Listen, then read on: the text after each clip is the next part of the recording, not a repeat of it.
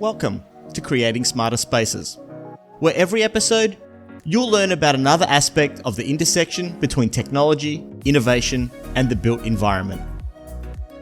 Produced for corporate real estate, facilities management, and workplace technology executives just like you, this podcast will make sure you stay ahead on the ever-evolving journey to creating smarter spaces.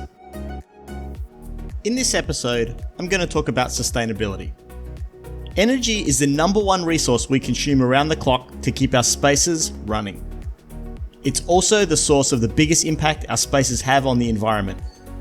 Many organizations have begun measuring this in one way or another, but is what you're actually doing going to enable you to make an impact?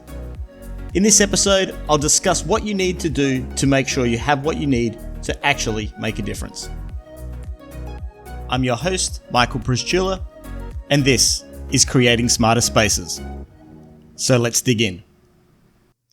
With ESG on the minds of most corporate boards, sustainability and therefore energy use is likely under the microscope in your organization. If not for the sustainability, but with the rising cost of energy in most parts of the globe, because it has a direct impact on expenses and therefore the bottom line. Today, I want to talk a little bit about energy monitoring when it comes to smarter spaces. Specifically, I want to talk about why what we measure matters and why just doing energy monitoring really is only an exercise in vanity. Let me share some scenarios I've seen and how I believe you should be thinking about deploying energy monitoring in your environment that will enable you to have a real impact. As I've said before, monitoring anything in a workplace is a waste of time and money unless you're prepared to do something with the data. And often, knowing what you're prepared to do is imperative to ensuring you're gathering the right data to help you have the confidence you're making an informed decision on your actions. Unfortunately, this isn't what I'm seeing in the area of energy monitoring in many workplaces. It's actually just the opposite.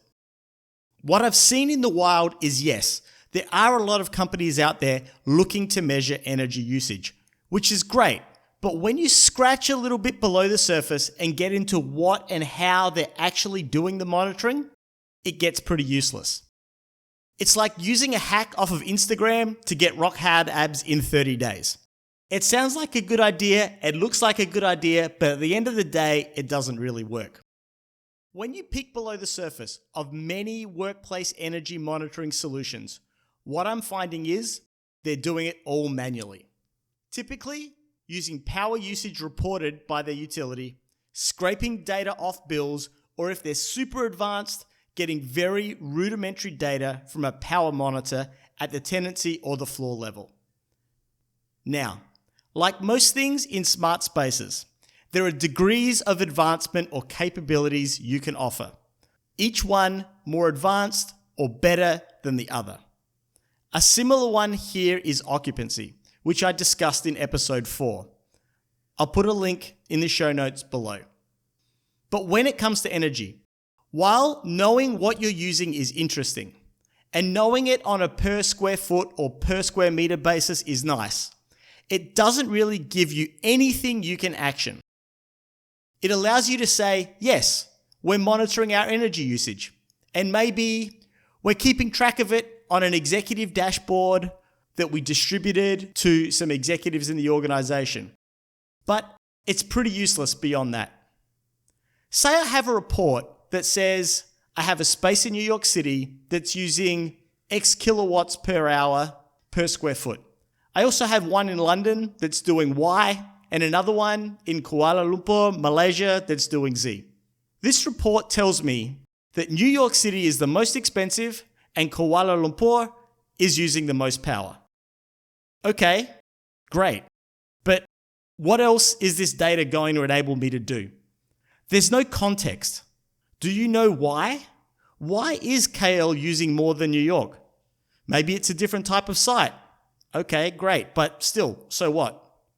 If the name of the game is to get more efficient, to use less power, to be more sustainable, then what is this data helping me with? The answer is absolutely nothing. So actually, to be able to be more sustainable, I really need to know what is using the energy. Maybe KL is actually running really efficiently, but New York has an HVAC that's running until 10 p.m. every night and on public holidays.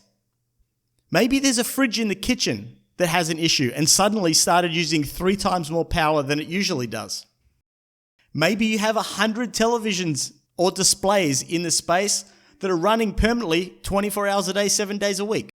My point here is having the data on what is using power and when is far more important than how much power is being used if sustainability and cost savings is your goal. The what gives you context and a baseline to measure, monitor, and make decisions on. Are the things you have in your environment performing like they should be? The what is also going to be needed for you to really get any value out of AI or large language model solutions coming down the track. Remember, those systems are only as smart as the data you give them to learn from. Before I continue, I'd love to hear your feedback on the show or topics you'd like to have me cover. So please connect with me on LinkedIn. My name can be a tricky one to get your mind around spelling. Don't worry, it's me, not you. Just use the quick link I've set up for you at smarterspaces.live/connect. That will take you straight to my profile page, and please shoot me a message. I'd love to hear from you. Now, back to the episode. My friend Michael Grant has been on this crusade for the last year or so to get some buildings that are empty after hours to turn off their lights. Now, I'm not going to call out the specific company here, but let me just say it's a multinational financial institution. They're based in the US, and this office that he's been watching is in the UK. Now, if I'm from that company and I'm getting a report on the amount of power I'm using per square foot, every month it's say X. It's been X for years. And if I'm so advanced that I get data on power consumption per hour of the day, everything looks pretty good and consistent. My corporate energy usage dashboard looks great. But now, let's drop down a level and assume in this space they were monitoring what is drawing this power. They'd see right away the draw on lighting in the space is consistent for 18 to 24 hours of the day. And if they had a smarter space, or if only using badge data, they would get a pretty good indication that the space is virtually, if not totally empty for 5, 6, 7, 8 hours of the day at least. This should go from a nice big red-green dot to a big flashing red one on my dashboard if sustainability is my focus. Why are we using the same amount of power for lights when the building is fully occupied at its max as we are when virtually no one's there? HVAC, lighting, refrigeration, AV equipment, makers labs, specialty equipment. Knowing what is running, how much it's using, and when is imperative to enable you to move the needle. To not only use less energy, but also reduce your costs. Marrying energy usage up with real-time occupancy could help you make your decisions more informed and even more dynamic. Maybe HVAC turns on public holidays when more than 6 people are on the floor for more than, say, 30 minutes, but turns off again once they've left for more than 15. Same with the lights. Yes, some of this is advanced, but some of it is also super easy. So if you're planning a sustainability initiative or have one in flight now, ask yourself this. Is this program helping me understand what is using energy and not just how much? Is what my team or service provider getting for me going to enable me to make the informed decisions on where, what, and how to improve? Or will it just give me a baseline of what we use and enable me to set some arbitrary goal of reducing energy use by 12% by 2028? All words, no teeth. As they say, actions speak louder than words. And you should be executing projects that gather data your teams need to make and take action. Not just create graphs that give you words to speak to. Now, we all live in the real world, and I understand sometimes we need to make nice graphs to appease the powers that be. But as a leader in this industry, I encourage you to take the steps and make the decisions that will enable you to speak to those graphs with the data behind how and why you got there and how you're going to make a difference. To do that, you need to know what is using power, not just how much and where. For those of you that choose to take this what approach I've been describing, do it right and you'll find far bigger savings. Make far bigger impacts to your organization and our world than those that don't. The fact that you're listening to this podcast alone tells me that you're the type of leader who wants to do things better, smarter, and isn't afraid of change. If you're starting a program to gather and report on this data, ensure you're getting the data that enables you to make decisions. If you're building a new space, make sure you implement monitoring systems that can give you this level of insight. Baseline your loads. Understand what the draw of every system you put in place is so you can monitor it over time. Unfortunately, the industry isn't going to come to you with these proactively. Your designers, your MEP contractors, they aren't going to bring this to you. Why? Because no one is pushing them to change the rinse and repeat approaches they've been using for years. And if you're lucky enough to work with the forward-thinking ones that want to bring these innovations to you, your master contractor is probably telling them to pull it out because it will increase the price of this project, a small amount, and they don't see the big picture that you're chasing. You need to lead here. You need to set the bar of what you need inside the walls, not just on them. Need help? I'm happy to do it, and I know plenty of others that would too.